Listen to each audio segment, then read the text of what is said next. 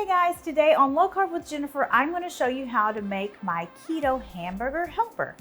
Hey guys, welcome back to my channel. I'm Jennifer Bands and I help home cooks make keto meals the whole family will love. And today is definitely one that's going to be one that the whole family will love. It is my keto hamburger helper skillet.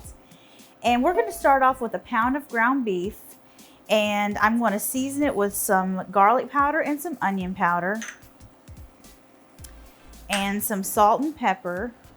And for salt, for 1 pound of ground beef, I like to do about a half a teaspoon of salt, but we'll definitely season this to taste whenever it's all cooked. So I'm sure if you're like me, you grew up in the 80s and the 90s, and you grew up on Hamburger Helper, and I loved the cheeseburger macaroni. So that is kind of how I developed this recipe. I did the flavors of cheeseburger macaroni. So we're gonna cook this ground beef until it's cooked through and crumbled. All right. Okay, I'm gonna taste my ground beef just to make sure it is seasoned perfectly. Needs a little bit more salt. Okay, our next ingredient is 2 ounces of cream cheese, and we're gonna stir this in until it is melted in with the ground beef. Okay, our next ingredient is a can. This is a 15-ounce can of tomato sauce. We're gonna stir that in. And we're also gonna stir in some beef broth. And I love to buy the concentrated beef broth. You can find it in most grocery stores, and then you just mix it in with water. So anytime you need beef broth, you've always got it in your refrigerator. It's such a convenient pantry item or refrigerator item. I also love to keep this frozen rice cauliflower on hand. This is a 12-ounce package, and we've already thawed it, but we haven't cooked it. We're gonna cook it in the sauce. So let's add that. This is replacing the noodles of our hamburger helper.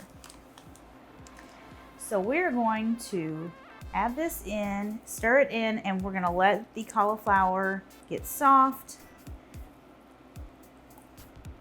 I'm gonna let it simmer for about 10 minutes. It is looking so delicious. Okay, this is the cauliflower is nice and soft. So now it's ready for the final ingredient. We've got to put in some shredded cheddar cheese.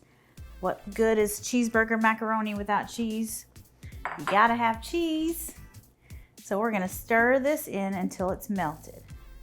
Before I stirred in the cheese, I turned the heat off on the cooktop here. You don't wanna put cheese into some liquid that's still on the heat, because then it could have a tendency to sink to the bottom.